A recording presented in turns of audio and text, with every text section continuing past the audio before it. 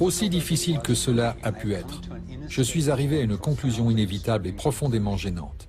Je crois qu'une élite et les entreprises qu'elle dirige n'ont pas seulement pris le contrôle de notre énergie, de nos réserves en nourriture, de notre éducation, de nos services de santé, mais aussi de quasiment tous les aspects de nos vies. Et c'est possible en contrôlant le monde de la finance, non pas en créant plus de valeur, mais en contrôlant véritablement la source de l'argent. Lorsque j'ai suivi la trace de l'argent, j'ai découvert que cela me ramenait au niveau d'une pyramide. Nous nous situons à la base, vacants à nos occupations quotidiennes. Au-dessus de nous se trouve le gouvernement. Ces personnes à qui l'on donne le monopole du pouvoir et qui l'utilisent pour nous taxer et nous contrôler, que l'on soit d'accord ou pas. Mais qui les contrôle, eux? Au niveau supérieur se trouvent les entreprises. Beaucoup diraient que désormais ce sont les entreprises et non pas les États-nations qui dirigent le monde. Ils parlent de corporatocratie. Pour prendre possession des ressources mondiales et contrôler les marchés, cette corporatocratie doit avoir accès à un argent de faible valeur. Les grandes entreprises obtiennent leurs prêts à des taux préférentiels auprès des grandes banques, ce qui signifie que les élites aisées qui contrôlent les plus grosses banques contrôlent ces entreprises. En suivant la trace de l'argent, j'ai appris que presque toutes mes croyances à son sujet étaient fausses. Il est intéressant de voir à quel point on se pose si peu de questions sur toutes ces choses de la vie quotidienne. Lorsque, par exemple, nous nous rendons dans une banque et que nous demandons un prêt de, disons, 50 000 $ ou 50 000 livres, que se passe-t-il vraiment? La plupart des gens vivent leur vie en se basant sur une vague image de ce qui se passe. Ce qui se passe réellement lorsque vous demandez 50 000 livres, c'est qu'ils saisissent ce nombre sur votre compte. C'est tout ce qu'ils font. Ils ne frappent pas de pièces, ils n'impriment pas de billets, ils ne déplacent pas de métal précieux, ils mettent seulement la somme de 50 000 livres sur votre compte à partir d'un écran d'ordinateur. À partir de ce moment, vous commencez à payer des intérêts sur de l'argent qui n'a jamais existé, n'existe pas et n'existera jamais. Il s'avère que l'argent prêté ne représente en réalité qu'un neuvième de l'argent dont les banques disposent dans leur coffre-fort. Cela est possible grâce à ce que l'on appelle les prêts de réserve fractionnaire. La Réserve fédérale américaine ou la Banque centrale dans tout pays a légalement le droit de fixer le montant qu'une banque doit avoir en réserve. Aux États-Unis, ce montant se situe actuellement autour de 10%. Donc si vous déposez 10 000 $ à la banque en met de côté 10%, soit 1 000 $, puis prête le reste de votre argent. Pour comprendre le fonctionnement de ce système, admettons qu'une personne vienne à la banque et demande un prêt de 9 000 $ pour l'achat d'une voiture. À ce moment, ce sont les 9 000 $ de votre dépôt d'origine que la banque prête. Dès lors, l'argent n'est plus là. L'emprunteur paie ensuite le vendeur de la voiture et l'argent est déposé dans une autre banque qui fait partie du même système bancaire central. Ces 9 000 $ sont traités comme un nouveau dépôt et le processus continue. L'argent est à nouveau déposé et prêté jusqu'à ce que le dépôt initial de 10 000 $ se transforme en une somme de 100 000 $. Le système bancaire a simplement créé 90 000 $ en prêtant votre argent.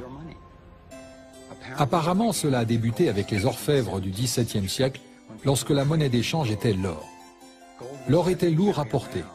Le véritable métal était donc stocké dans les coffres-forts et le commerce s'effectuait grâce à des récépissés. Ces récépissés représentaient la première forme d'argent papier. Étant donné que seules quelques personnes retiraient leur or à n'importe quel moment, les propriétaires des coffres-forts, essentiellement les nouveaux banquiers, ont commencé à créer des récépissés pour plus de métaux qu'ils n'en avaient réellement. Ils ont prêté ces récépissés et facturé des intérêts sur de l'argent, en l'occurrence de l'or, qu'ils ne possédaient pas réellement.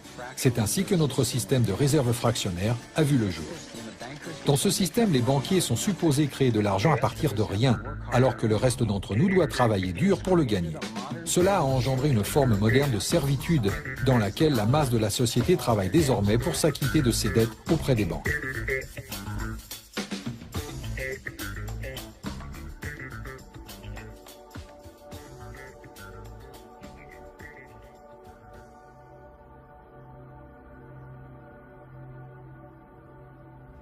Avec ce schéma de système de réserve fractionnaire, nous devenons inévitablement des esclaves de la dette d'une classe dirigeante financière. Non pas parce que ces dirigeants sont meilleurs ou plus intelligents, mais parce qu'ils ont manipulé le système à leur avantage et au détriment de la plupart des gens sur la planète. Catherine Austin Fitts est une experte de la question. Elle a été sous-secrétaire d'État au logement et au développement urbain pendant le mandat du président Bush, père, puis conseillère auprès de l'administration Clinton. Faisons une partie de Monopoly et admettons que vous souhaitiez acheter la rue de la Paix. Je peux tout simplement imprimer de l'argent en permanence, m'en donner plus et abaisser ainsi la valeur de votre argent en imprimant toujours plus. Peu importe que vous travailliez dur ou que vous réussissiez dans la vie, je peux toujours vous acheter gratuitement. Alors comment se fait-il que si vous ou moi créons de l'argent, cela s'appelle de la contrefaçon, mais que si ce sont les banques qui le font, on appelle cela de l'augmentation des réserves en argent? Comment les banques ont-elles obtenu ce pouvoir? C'est en 1910, sur l'île Jekyll, que les représentants des familles Rockefeller, Rothschild, Morgan et d'autres banquiers privés se sont réunis en secret pour rédiger l'avant-projet de législation qui créera la Réserve fédérale américaine. Ed Griffin a retranscrit dans un livre ce qui s'est passé sur l'île de Jekyll. Les banques centrales sont des cartels bancaires qui ont établi un partenariat avec les gouvernements respectifs des pays où elles opèrent et à qui on a donné le monopole de la création des réserves d'argent d'une nation. C'est le cadeau que leur ont offert les politiciens, si l'on peut dire, pour le partenariat. Que font les banquiers pour les politiciens en retour? Puisqu'ils détiennent le pouvoir légal de le faire, ils promettent de créer de l'argent à partir de rien, chaque fois que le gouvernement en a besoin. Et depuis 2008, nous avons été les témoins de la plus importante période d'impression de faux argent de l'histoire. Ce tour de passe-passe financier dissimule les coûts, protège les responsables et fait de nous des esclaves de la dette qui doivent travailler pour rembourser la facture. Le service des recettes internes a été créé la même année que la Réserve fédérale américaine en 1913. Et l'impôt sur le revenu a ensuite été introduit afin que vous et moi payions la dette des politiciens plus les intérêts aux banquiers. Tout cela est plutôt révélateur. Le problème est qu'aux États-Unis, nous disposons d'un système de banque centrale privée déguisé en un système qui appartient au gouvernement. Si vous regardez dans l'annuaire de la ville Washington et cherchez la réserve fédérale dans les pages bleues caractéristiques du gouvernement, vous découvrirez qu'elle n'y est pas. Vous la trouverez dans les pages blanches, juste à côté de l'entreprise FedEx. C'est une banque centrale privée. Quelle devrait être la relation appropriée entre le président de la Réserve fédérale américaine et le président des États-Unis?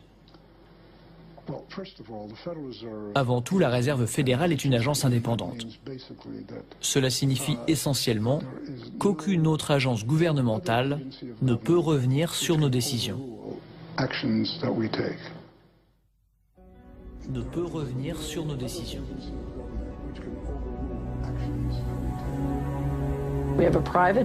Nous disposons d'une banque privée qui imprime de l'argent pour le compte du Trésor américain. La Réserve fédérale imprime l'argent dans le cadre d'un système basé sur la dette, ce qui crée une pénurie. Mais cela signifie que, contrairement à nous, un groupe d'initiés a accès à toutes les données économiques. Vous avez donc un petit groupe de banquiers qui comprennent les données relatives au fonctionnement de l'argent dans l'économie, et cela leur donne la capacité d'imprimer de l'argent de manière à ce qu'il soit protégé, alors que le reste du monde ne l'est pas. Catherine a ensuite comparé une économie saine à un tore plein de vitalité, équilibré, libre et dynamique, par opposition à ce qui se passe dans notre économie actuelle. C'est un système très dynamique et qui tend vers l'optimisation. Mais il y a un ver solitaire au cœur de ce système. Un ver solitaire injecte une substance chimique dans votre corps qui vous donne une furieuse envie de ce qui est bon pour le ver, mais néfaste pour vous. Vous vous retrouvez avec un parasite très manipulateur et qui se goinfre au détriment du tout. Nous vivons dans une économie du ver solitaire, où l'élite financière représente ces vers qui se nourrissent sur notre dos. Et ils n'aiment pas que l'on fasse voler leur couverture en éclats. Après que Catherine a commencé à dénoncer la corruption du gouvernement au plus haut niveau, le FBI a fait irruption dans son entreprise et a saisi ses biens. Elle a été traînée en justice pendant 10 ans avant d'être déclarée innocente. Nous avons donc la Réserve fédérale américaine, une entreprise privée avec un monopole sur la création de l'argent, mais sans responsabilité, soutenue par un gouvernement qui détient le monopole du pouvoir. On a vendu au pays l'idée que la Réserve fédérale était une institution qui aiderait à stabiliser l'économie et resterait indépendante de la politique. Mais dans les faits, en presque un siècle d'existence, elle a tout simplement fait le contraire. Depuis qu'elle existe, nous avons été volés à travers l'inflation et le pouvoir d'achat du dollar a baissé de plus de 97%. Et le fossé des richesses révèle clairement que peu de personnes détiennent la grande partie de l'argent. 16 ans seulement après la création de la Réserve fédérale, les États-Unis ont subi la Grande Dépression.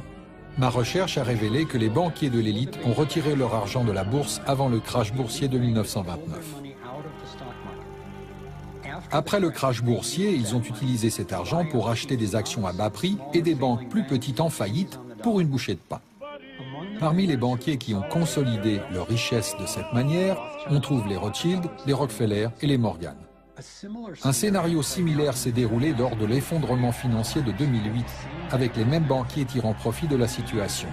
Dans les années précédant cet effondrement, les plus grandes banques, notamment la Bank of America, Citigroup et Chase, contrôlées par les Rothschild, les Rockefeller et les Morgan, ont rassemblé et vendu des mauvais prêts dont ils savaient qu'ils ne seraient pas remboursés. C'est comme mettre des oranges pourries dans une boîte et les étiqueter qualité supérieure. Puisqu'ils ont été les premiers à avoir étiqueté les boîtes, ceux qui ont regroupé la dette étaient bien placés pour savoir qu'il ne s'agissait que d'une question de temps avant que quelqu'un n'ouvre cette boîte et ne découvre que son contenu était sans valeur. Lorsque les oranges pourries, c'est-à-dire les prêts douteux, les produits dérivés et les contrats d'échange sur défaillance ont été finalement découverts, tout le monde a été touché. Les gens ont perdu leur maison, leur emploi, leur entreprise et leur retraite. Entre-temps, les plus grosses banques, à l'origine du problème, se sont renflouées. Pourquoi ? Pourquoi la Réserve fédérale aurait donné des milliers de milliards de dollars aux banques, alors que la majorité des Américains étaient contre l'idée de les renflouer ? Et pourquoi ne pas venir en aide aux plus démunis, plutôt que de soutenir les instigateurs de l'effondrement financier ? Ma recherche m'a conduit à croire que les mêmes personnes qui avaient créé la Réserve fédérale, c'est-à-dire les Rothschild, les Rockefeller et les Morgan, la contrôlent toujours et l'utilisent pour se renflouer à notre détriment. Beaucoup de banques créées représentent toujours le lobby le plus puissant au Congrès. Et franchement, on peut même dire que cet endroit leur appartient. Je suis convaincu que le quasi-effondrement de l'économie en 2008 est le résultat d'un plan de type « prendre et laisser tomber », orchestré, conçu et mis en œuvre par les grands banquiers pour renforcer leur richesse et leur pouvoir. David Icke explique comment il voit la Réserve fédérale américaine manipuler les pseudo-cycles d'activité. La première étape s'apparente au lancer d'une ligne de pêche. Première étape, vous mettez en circulation une quantité importante d'argent, des unités d'échange. Pour ce faire, vous baissez les taux d'intérêt en accordant un grand nombre de prêts. Cette partie du cycle s'appelle un boom. Parce qu'il y a beaucoup d'unités d'échange en circulation, beaucoup d'argent passe de main en main, ce qui génère une activité économique intense. Cela génère de l'emploi et comme de plus en plus d'argent est dépensé, la demande augmente. Les entreprises contractent plus de prêts d'argent frais afin d'augmenter leur production.